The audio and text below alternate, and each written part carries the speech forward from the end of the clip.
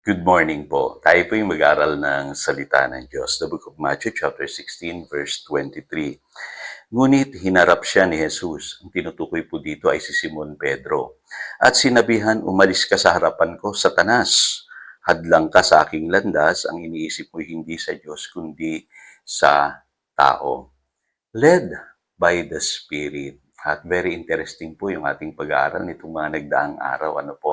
Naintindihan natin yung role ng ating isipan sa ating pagbabago bilang mga Kristiyano. At dito sa text natin today, makikita ninyo ang kausap ng Panginoong Jesus ay si Simon Pedro. Pero sinabihan siya ng Panginoong Jesus, Satanas, lumayo ka sa akin.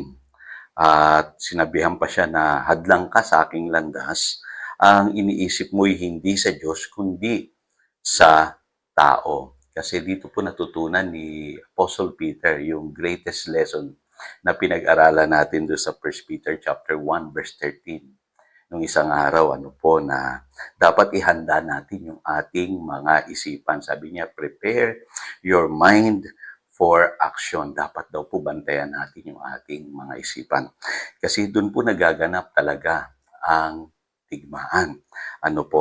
Kasi dito po sa incident na ito, kapansin-pansin, chapter 16, ay pinapurihan po ng Panginoong Jesus si Peter sa verse 17, sinabihan siya na mapalad ka, Simon na anak ni Jonas, sapagkat ang katotohanan ito hindi inihayag sa iyo ng sinumang tao, kundi ng aking Ama na nasa langit. So dito, makikita po ninyo, na sa isang iglap, nabago yung isipan ni Pedro. Nung una, pinangungunahan siya ng spirito. Kaya nasabi niya, nang nagtanong ang Panginoong Hesus kung sino siya, ang sabi niya, ikaw ang Kristo, ang bugtong na anak ng Diyos. At sinabihan siya ng Panginoong Hesus, mapalad ka, Pedro.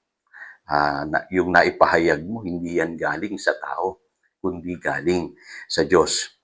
Pero a few moments later, habang sinasabi ng Panginoong Hesus sa kanyang mga alagad na siya'y magsasuffer, ito namang si Pedro, sinabihan niya ang Panginoong Hesus, huwag nawang ipahintulot ito na mangyari sa inyo.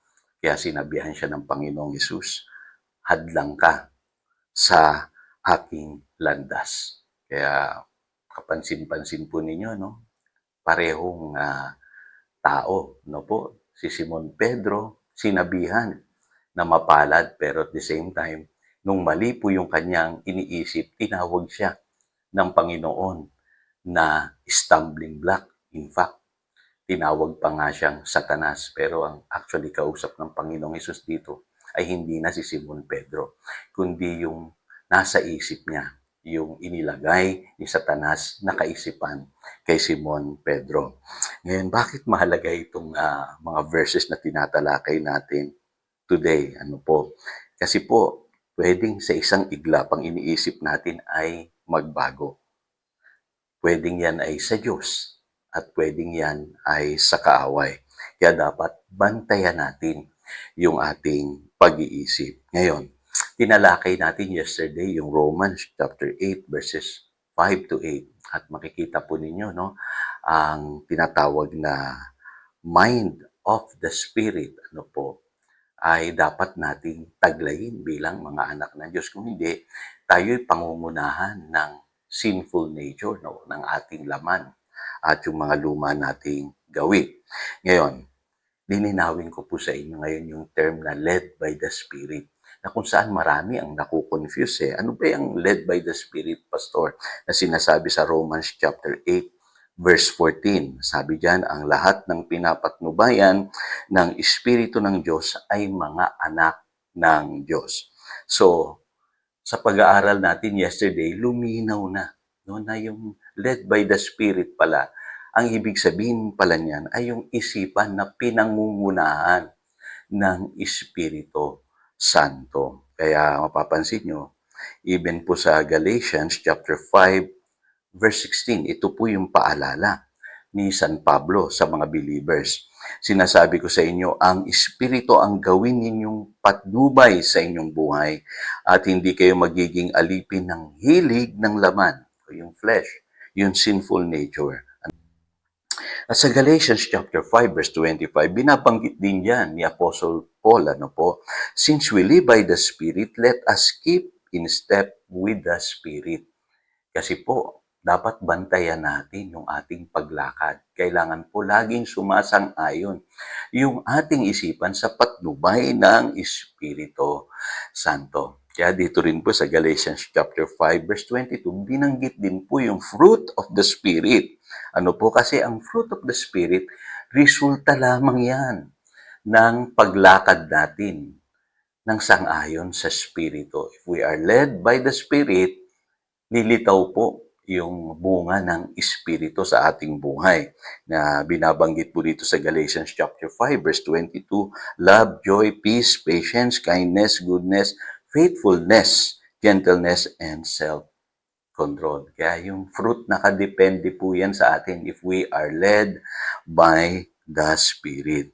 Kaya mapapansin nyo, ano po, minsan nalalaglag yung bunga. Ano po, yun ang biruan nating mga Kristiyano, ano po, biglang nagbabago kasi yung ugali eh. Kasi po, kadalasan po yan, ano po, hindi tayo napapangunahan ng Espiritu sa ating pag-iisip. Kaya inuulit ko po, no, nakasalalay yung ating character, pag-uugali sa ating pong isipan na dapat pinapatnubayan po ng Espiritu. At kapansin-pansin din po ano, sa buhay nito, nakakagawa tayo ng quality decisions kung tayo po ay led by the Spirit. Pero kung hindi ka pinangungunahan ng banal na Espiritu sa iyong isipan, ang dami nating nagagawang maling desisyon. At ito po, isang mahalagang katotohanan. Ano po, Satan has no power over you. Walang kapangyarihan si Satanas sa iyo, maliban pahintulutan mo sa iyong isipan. Tandaan nyo yan, ha, mga kapatid.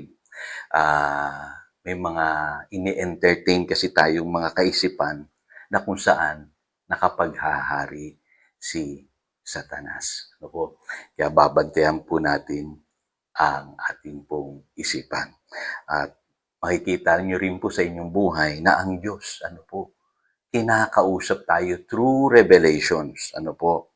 Kung tayo po ay pinangungunahan ng Espiritu Santo. Kaya bantayan po natin yung ating pong mga iniisip. Ano po? Kasi pwedeng in an instant, ano po, ikaw ay punong-puno ng pag-ibig, pero biglang mapupuno ka ng galit sa iyong puso dahil lang sa mga narinig mo. Di ba? Pwedeng punong-puno ka ng pananampalataya, pero bigla ka na lang mawawalan ng pananampalataya dahil sa nakita mo nangyari sa paligid mo, sa buhay mo. Di ba? Marami pong mga posibleng mangyari. Ano po?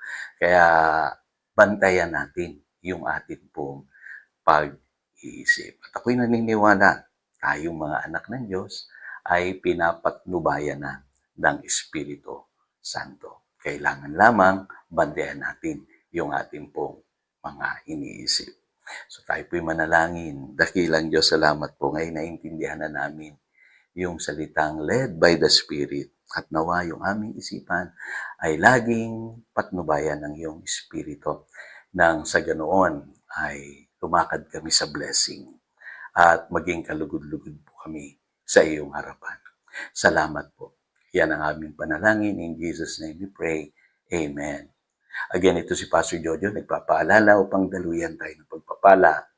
Manatili tayo sa kanyang salita. Good morning.